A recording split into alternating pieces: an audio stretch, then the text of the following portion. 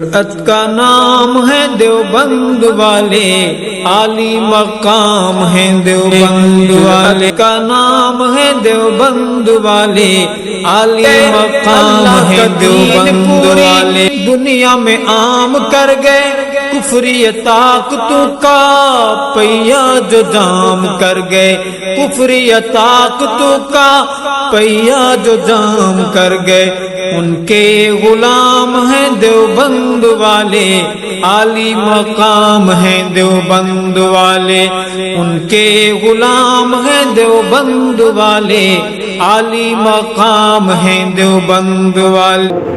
حضرت عثمان غنی رضی اللہ تعالیٰ عنہ جو نا وہ مسجد نبوی میں خطبہ دے رہے ہیں۔ ہم مسجد نبوی میں جب خطبہ دے رہے ہیں تو خطبے کے دوران وہ باغی اور بے ایمان لوگ، وہ لوگ جو حضرت عثمان غنی رضی اللہ عنہ کے دشمن تھے، وہ مسجد نبوی میں داخل ہوئے۔ 100 آدمی داخل ہوئے مسجد نبوی میں۔ اچھا، اس سے پہلے مدینہ میں تمام صحابہ حج کے لیے چلے گئے، صرف 100 یا 150 صحابہ صرف مدینہ میں موجود تھے، باقی سارے صحابہ مکہ میں چلے گئے۔ اب عثمان غنی خطبہ دے رہے ہیں اور 82 سال کی عمر میں خطبہ دے رہے مسجد نبوی میں، اور وہی عصا، وہی ڈنڈا پکڑا ہوا ہے خطبہ دیتے ہوئے جو نبی کریم صلی اللہ علیہ وسلم کے ہاتھ میں ہوا کرتا تھا۔ اب وہ خطبہ دے رہے 100 باغی مسجد نبوی میں داخل ہوئے، پھر 200 داخل ہوئے، 300 ہو گئے، 300 کے بعد پھر 400 اور داخل ہوئے، 700 باغی دشمن عثمان داخل ہوئے مسجد نبوی میں۔ اب ایک کھڑا ہوا، اس بے ایمان نے حضرت عثمان غنی رضی اللہ عنہ کو وہ عصا، وہ ڈنڈا جو نبی کریم صلی اللہ علیہ وسلم کے ہاتھ میں ہوا کرتا، اس کو پکڑا حضرت عثمان کے ہاتھ سے، اس کو توڑ کے باہر پھینک دیا۔ حضرت عثمان غنی نے اپنا خطبہ جاری رکھا، اور اس کے بعد ایک اور کھڑا ہوا، اس نے کیا کیا، اس نے حضرت عثمان غنی رضی اللہ تعالیٰ عنہ کے سر پہ پتھر مارا، ایک نے کئی پتھر مارے، پھر اس کے بعد کنکریاں ماری، اتنے پتھر مارے کہ حضرت عثمان غنی رضی اللہ عنہ خطبے سے بے ہوش ہو کے گر پڑے۔ وہی عثمان غنی کے جس نے مدینے کے محبت کو دور کیا، اور اس عثمان غنی رضی اللہ عنہ اتنے پتھر مارے کہ بے ہوش ہو گئے۔ اور جب اچانک انہوں نے کیا کیا، صحابہ کرام نے کیا کیا کہ شہد لے کے حضرت عثمان غنی کے منہ میں ڈالا، جس کی وجہ سے ان کو ہوش آیا، اور ہوش آنے کے بعد انہوں نے فوری پوچھا کہ مدینہ، اہل مدینہ کا کیا حال ہے، مدینہ والوں کا کیا حال ہے۔ حضرت علی رضی اللہ عنہ نے فرمایا کہ امیر المومنین، مدینہ والے تو آپ کا حال پوچھ رہے ہیں، آپ جو ہے آپ کے پتھر لگے ہیں، آپ گر پڑے ہیں، بے ہوش تو آپ ہوئے ہیں، تو آپ اپنا حال بتائیں کہ آپ کا حال کیا ہے، آپ مدینہ والے کا حال پوچھ رہے ہیں۔ فرمایا کہ نبی کریم صلی اللہ علیہ وسلم نے فرمایا کہ یہ تو نبی کریم صلی اللہ علیہ وسلم کا یہ شہر ہے، اور نبی کریم صلی اللہ علیہ وسلم اس مدینہ میں رہے ہیں، اور یہ نبی کریم صلی اللہ علیہ وسلم کا شہر ہے، اور اگر میں ان لوگوں کو اسی حالت میں چھوڑ دوں تو رسول اللہ صلی اللہ علیہ وسلم کو کیا جواب دوں گا؟ تو نے مدینہ والوں کا حال نہیں پوچھا، اس لیے مدینہ والوں کا حال پوچھتا۔ یہ 700 باغی جو ہے عثمان غنی رضی اللہ عنہ کے دشمن داخل ہوئے۔ یہ بھیجنے والا کون تھا؟ مذہب شیعہ کا بانی عبداللہ ابن سبا، جو مصر میں بیٹھا سازشیں کر رہا تھا، اور اس نے یہ 700 بندے بھیجے عثمان غنی رضی اللہ عنہ کو قتل کرنے کے لیے۔ 700 بندے داخل ہوئے، ان بے ایمانوں نے عثمان غنی رضی اللہ عنہ کو اس طرح پتھر مارے۔ اس کے بعد عثمان غنی رضی اللہ عنہ گھر میں آئے تو انہوں نے کہا، اعلان کیا باغیوں نے کہ حضرت عثمان غنی مسجد نبوی میں داخل نہیں ہو سکتے، مسجد نبوی نماز نہیں پڑھ سکتے، اپنے گھر سے باہر نہیں نکل سکتے، پانی نہیں پی سکتے، کھانا نہیں کھا سکتے۔ یہی عثمان غنی جس نے کنواں خرید کر ان مدینے والوں کو دیا۔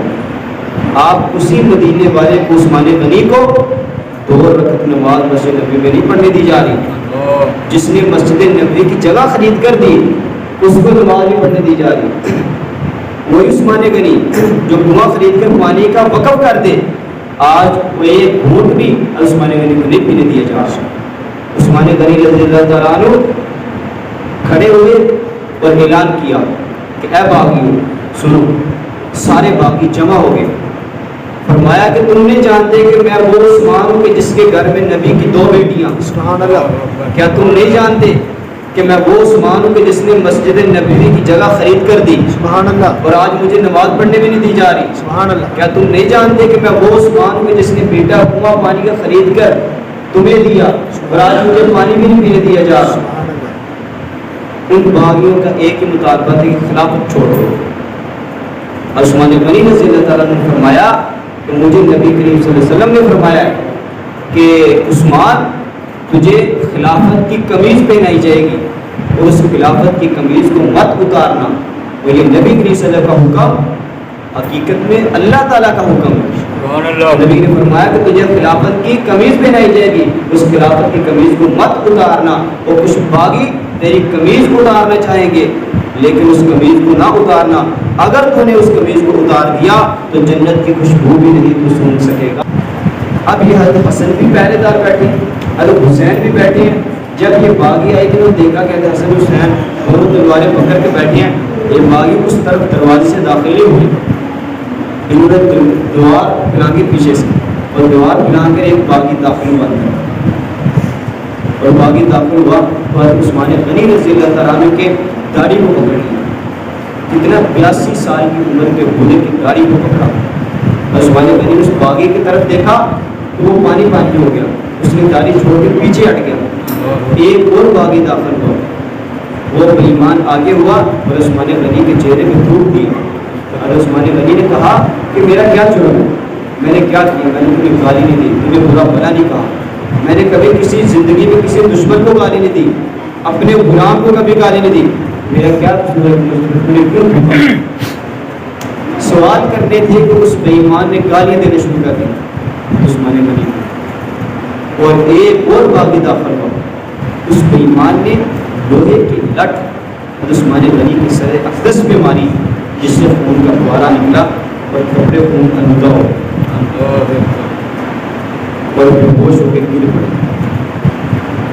جب ان کو ہوش آیا اور ایک اور باغی نے اس کے سینے عثمان غنی کے سینے پر خنجر مارا جس کی وجہ سے عثمان غنی رضی اللہ عنہ شہید ہو گئے. جب شہید ہو رہے تھے اس وقت کیا دعا مانگ رہے تھے؟ فرمایا یا اللہ نبی کریم صلی اللہ علیہ وسلم کی امت محمدیہ کو اتفاق اور آپس میں محبت سے رہنے کی توفیق عطا فرما. یہ شہادت کے وقت دعا مانگے. اتنا بڑا اسلام نے امن کا درس دیا. اسلام کے سب سے بڑا آپ کو اٹھاؤ ہندوستان کی نیوزیں, اس نیوز میں یہی ہوتا ہے اسلام مسلمان جہاد کا نام لیتے ہیں, یہ قتل و غارت کے قائل ہیں, یہ ایسے کرتی ہیں اور جہاد سے اسلام پھیلا رہے ہیں. یہ دیکھو ظلم مدینہ اتنی شہادت کے باوجود, اتنے ظلم و ستم کے باوجود, اور حالانکہ دوسرے صحابہ کہہ رہے تھے آپ ہمیں اجازت دیں لیکن ان کو اجازت نہیں دی, خود شہید ہوئے. اور شہید ہونے کے بعد اب یہ شہید ہونے کے بعد نائلہ کہتی ہیں کہ جب اس نے خنجر مارا نا تو خنجر میرے ہاتھ پہ لگا, میری انگلیاں کٹ گئی. عثمان غنی نے کہا کہ یا اللہ آج میری نفوس پہ حملہ ہوا, آج میری آبرو و عزت پہ حملہ ہوا, تیرے سوا بچانے والا کوئی نہیں. اس باغی اس بے ایمان نے عثمان غنی رضی اللہ عنہ کو گھسیٹا کمرے کے اندر اور شہادت سے پہلے حضرت نائلہ سے فرمایا کہ مجھے پجامہ دے دو. عام طور پر تہمت پہنتے تھے, انہوں نے کہا مجھے شلوار دے دو, شلوار پہنے تاکہ باغی کو ایسا نہ کرے جس کی وجہ سے سطر ننگا ہو جائے. عثمان غنی نے پجامہ پہنا, شلوار پہنی تھی شہادت سے پہلے. اس بے ایمان نے حضرت عثمان غنی کو اندر کے اندر کمرے کے اندر گھسیٹا اور گھسیٹنے کے بعد میں گھسیٹا ہوا باہر سین میں لے گیا. سین میں لے جا کر اس نے پورا کرکٹ کے اوپر حضرت عثمان غنی کی رضی اللہ عنہ کی لاش کو پھینک. حضرت نائلہ کہتی ہیں کہ خون ان کے بہہ رہا تھا, میں دیکھ رہی تھی اندر گئی, میں نے کہا دیکھا وہ کپڑا ہوگا کہ کپڑا میں حضرت عثمان غنی کے اوپر ڈال دوں. میں نے دیکھا کہ سارا سامان جلا دیا, کوئی کپڑا نہیں ہے, کوئی چادر نہیں ہے, کوئی دوپٹہ نہیں ہے. حضرت نائلہ نے اپنی چادر لے کر عثمان غنی رضی اللہ عنہ کے چہرے کو ڈالی. اب ایک دن گزر گیا, شام ہو گئی, اور کوئی بھی کسی کا خامد فوت ہو تو بھائی آتے ہیں اور اس اپنی بہن کو تسلی دیتے ہیں کوئی بات نہیں, ہم آپ کے وارث ہیں, ہم آپ کے ساتھ ہیں, ہم آپ کے ساتھ موجود ہیں, آپ کو پریشان ہونے کی کوئی ضرورت نہیں. لیکن یہ حضرت نائلہ وہ صبح سے لے کے شام تک بیٹھی ہے, کوئی مدینہ کی گلی سے نہیں آیا تسلی دینے کے لیے. کوئی بھائی نہیں ہے، کوئی بہن نہیں آئی، کوئی بھی مدینہ کی گلی سے نہیں آیا، اور شام تک روتی رہی۔ صبح کا وقت ہوا تو باہر سے کنڈی کٹی، دروازہ کھلا، ایک بندہ اندر آیا، اس نے سمجھا کہ شاید کہ میرا گھر گسار ہوگا، شاید کوئی تعزیت کے لیے آیا ہوگا۔ یہ نہیں پتہ کہ وہ باغی میں سے ایک باغی ہے۔ اس باغی نے کیا کیا، آگے داخل ہوا، اور عثمان غنی رضی اللہ عنہ کے چہرے سے وہ چادر ہٹائی، تو چادر اٹھانے کے بعد عثمان غنی کے چہرے پہ زوردار تماچا مارا۔ حضرت نالا کہتی میری چیخیں نکل گئی، میری چیخیں نکل گئی، میں روتی نہیں لیکن کوئی نہیں آیا۔ اور ایک دن گزر گیا، 2 دن گزر گئے، 3 دن گزر گئے، کوئی بندہ نہیں آیا۔ 3 دن گزر گئے، وہ عثمان غنی جس نے وہ پوری رات میں قرآن پڑھتا تھا، نبی کریم صلی اللہ علیہ وسلم کو ہر چیز میں کیا ہے اللہ کے راہ میں دیکھی، لیکن عثمان غنی کے لیے آج کوئی نہیں آ رہا دن۔ اور حضرت ام حبیبہ، حضرت امیر معاویہ رضی اللہ عنہ کی بہن مسجد نبی کی سیڑھیوں پہ چڑھی، وہ سیڑھیوں کی چڑھ پہ چڑھ کے، یہ وہی ام حبیبہ حضرت رملہ جو حضرت معاویہ کی بہن ہے، کون معاویہ جس سے کفر درست ہے، کفر حضرت معاویہ سے ڈرتا ہے، اور اتنے دلیر صحابی حضرت معاویہ، اس کی بہن یہ بھی دلیر تھی، کہ مسجد نبی کی سیڑھیوں پہ چڑھی اور اعلان کیا اے باغی سن لو، اگر عثمان غنی کا جنازہ تم نے اٹھانے نہ دیا، نبی کی بیوی اپنا سر سے دوپٹہ اتار کر آئے گی اور تنہا عثمان غنی کا جنازے کو اٹھا کے، ان کی لاش کو اٹھا کے لے کے جائے گی، پھر میں دیکھوں کہ میرے آگے آتا کون۔ سبحان اللہ، کیسی دلیری اور بہادری کہتے ام حبیبہ رضی اللہ عنہ کی۔ اب باغی ڈر گئے کہ نبی کی بیوی اگر دوپٹہ اتار کے بازار میں آ گئی تو ہو سکتا ہے آسمان سے پتھر برسے۔ یہ ایسا منظر تھا عثمان غنی کی شہادت کا کہ اگر آسمان سے، حضرت ابو ہریرہ رضی اللہ عنہ فرماتے ہیں کہ ایسا منظر تھا اگر آسمان پھٹتا تھا تو پھٹنے کا حق تھا، اگر زمین پھٹتی تو پھٹنے کی حقدار تھی، اگر ایسا منظر تھا کہ سمندر کا پانی اچھل کر باہر آ جاتا اور باغیوں کو بہا کر لے جاتا تو حق تھا، اس لیے کہ ایسا ظلم کیا جا رہا تھا عثمان غنی رضی اللہ عنہ۔ تو حضرت ام حبیبہ داخل ہوئی، اور داخل ہونے کے بعد انہوں نے باغیوں نے کہا کہ کچھ آدمیوں کے علاوہ کوئی آدمی اندر داخل ہو سکتا، 4 آدمی نوجوان داخل ہوئے، انہوں نے عثمان غنی کا جنازہ اٹھایا، اور حضرت نائلہ وہ کٹی ہوئی انگلیوں کے ساتھ وہ آگے چراغ لے کے، روشنی لے کے آگے آگے جا رہی ہیں، 4 بندے مدینہ کی گلی سے حضرت عثمان کا جنازہ لے کر جا رہے ہیں، 4 بندے جنازہ لے کر جا رہے ہیں، اور حضرت عثمان غنی رضی اللہ عنہ کا جنازہ پڑھا۔ وہ عثمان کہ جس بارے میں امام الانبیاء صلی اللہ علیہ وسلم نے ایک جنازہ پڑھانے لگے، جب تکبیر کہنے لگے تو پوچھا یہ کون ہے، فرمایا یہ فلاں شخص ہے، اس نبی کی وسلم تھوڑی پیچھے ہٹ گئی، فرمایا کہ یا رسول اللہ کہ آپ پہلے تو کبھی ایسے نہیں ہٹے اور جنازہ آپ نے کیوں نہیں پڑھایا، فرمایا کہ انہ کان یبغض عثمان فابغضہ اللہ، اس کے دل میں حضرت عثمان کا بغض ہے، اس کے دل میں حضرت عثمان کی نفرت ہے، اس لیے اللہ بھی اس سے نفرت کرتا ہے، حضرت عثمان کا جنازہ نہیں پڑھایا نبی کی وسلم سے، اس لیے اس کے دل میں عثمان کا بغض ہے۔ شام دمشق میں امیر معاویہ کو پتہ چلا تو ایک صحابی نقل کرتے ہیں کہ میں نے حضرت امیر معاویہ کو دیکھا، میں کیا دیکھتا ہوں کہ دمشق کی جامع مسجد میں اور کتنے 80,000 سفید داڑھی والے لوگ بیٹھے ہیں، اور فرمایا کہ یہ دیکھو امیر المومنین کی بیوی کی انگلیاں کٹیاں میرے پاس ہیں، دیکھو ہمارے امیر المومنین کے ساتھ کیا ظلم کیا ہے، اور 80,000 سفید ریش داڑھی والے لوگوں نے کہا ہم اس وقت تک چین سے نہیں سوئیں گے جب تک عثمان کے قاتل کو ہم ختم نہ کریں، ہم اس وقت تیل سر پہ نہیں لگائیں گے، ہم کنگا نہیں کریں گے جب تک عثمان کے قاتل کو ہم ختم نہ کر دیں۔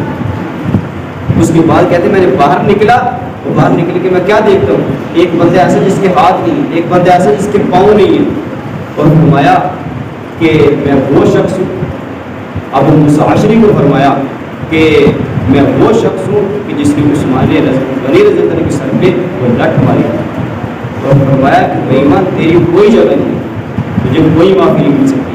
پھر کہتے ہیں حضرت عبداللہ بن مبارک کہتے ہیں کہ مسجد نبی کا طواف کر رہا تھا، اور طواف کرنے کے بعد میں نے دیکھا کہ ایک بندہ سواب و خطاب ہو رہا ہے اور طواف کو پکڑا ہے اور یہ کہہ رہا ہے کہ یا اللہ تو مجھے معاف کر دے، معاف کر دے، لیکن یہ بھی مجھے پتہ ہے تو مجھے معاف نہیں کرے گا۔ حضرت عبداللہ بن مبارک کہتے ہیں میں قریب ہوا، میں نے یہ سارا کچھ سن لیا، میں نے پوچھا کہ تو کون ہے؟